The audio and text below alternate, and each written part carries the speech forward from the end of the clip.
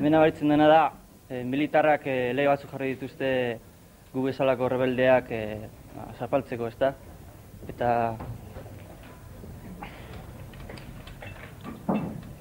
jente bat batu gara eta ez gaude prest gizartearen militarizazioarekin laguntzen jarraitzeko. Eta erabaki dugu estrategia hau, da insumizioa, ez?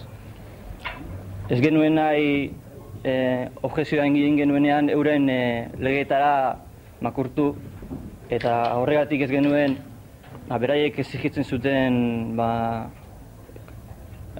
baldintza guztiak bete. Eta horregatik ez gaituzte onartu objektore bezala. Eta denok ikusten dugu inorrez dagoela kapazitatearekin inori izateko zu bazara edo ezara objektorea. Sentitzen zara edo ez zara sentitzen.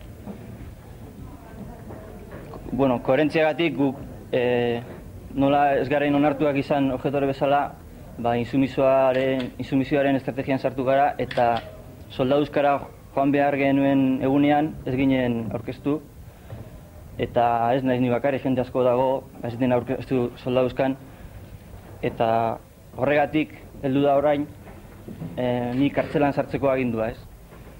Dena den gauza hauek beraiei guri baino min gehiago egiten diote.